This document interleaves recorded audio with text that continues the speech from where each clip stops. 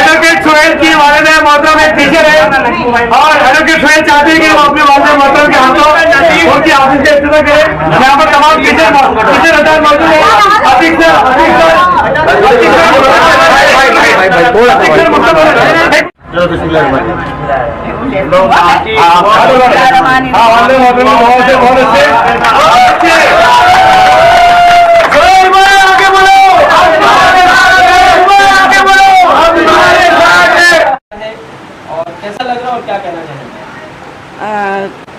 बहुत अच्छा लग रहा है और ये दुआएं दूंगी कि मेरा बच्चा तरक्की करे और अल्लाह ताला ने अगर उसको खिदमत का मौका दिया है तो वो खिदमत करे। जैसे कि आज अवार्ड साहब भी आए थे प्रोग्राम में, तो अवार्ड साहब ने एक मैसेज दिया लोगों को भी और भीड़ को लेकर भी, उस पर क्या बोलना चाहिए?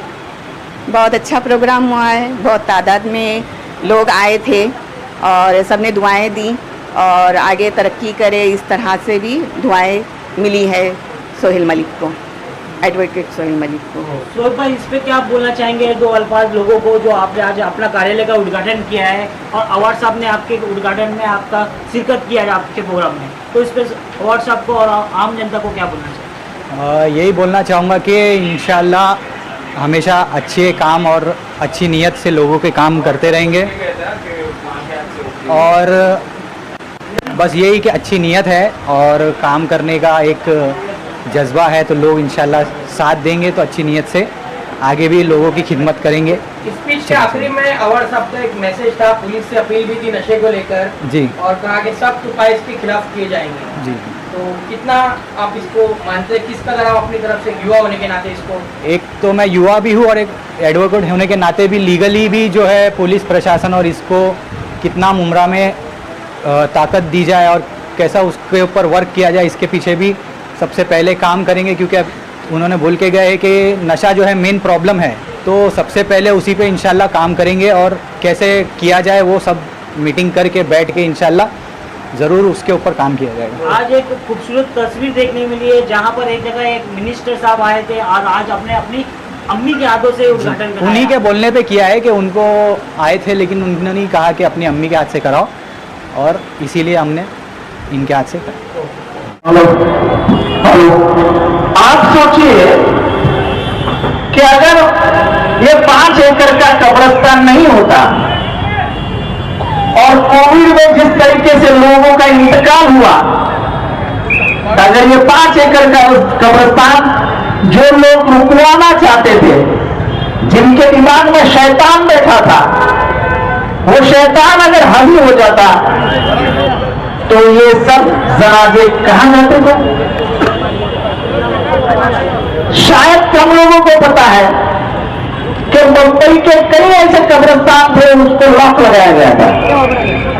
अपने यहाँ के महान नेता जो इस कब्रिस्तान के मालिक बने रहते हैं, ये इधर का कब्रिस्तान है क्या, अमृतनगर का, तो खुद अपने उस कब्रिस्तान के मालिक समझते हैं। कब्रिस्तान के किसी का हक नहीं होता है, ऊपर वाले का हक होता है उस आखिरी जगह पर। उन्होंने लॉक लगा दिया। मिल्लत कौम इसके तहत रहनुमा समझते हैं, लेकिन आखिरियत के लिए भी जगह देने से इनकार करेंगे। मुझे पता है कि हमारी जो टीम थी,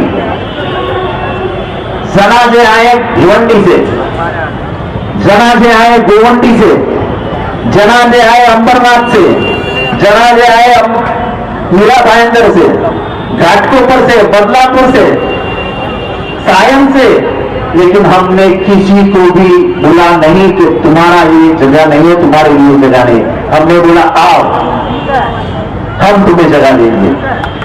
अरे इंसान को इंसानियत के आखिरी वक्त पर अगर नहीं मदद करेंगे तो कब मदद करेंगे? 6x3 की जगह लगती है, वो भी हम नहीं दे सकते। खुल के काम किया हमने, खुल के 24 घंटा कब्रिस्तान खुला था। कमेटी के जो लोग थे वो जरा मुझे बोल रहे थे कि कब्रिस्तान फुल हो जाएगा। बोला फुल करने का, खोलने का, चलाने का काम ऊपर वाला करता है, अपन तो सिर्फ आंख खोल के देखते रहने का। और मुझे इस बात का फक्र है कि उस कब्रिस्तान के माध्यम से हमने इंसानियत की सेवा की, हमने इंसानियत दिखाई।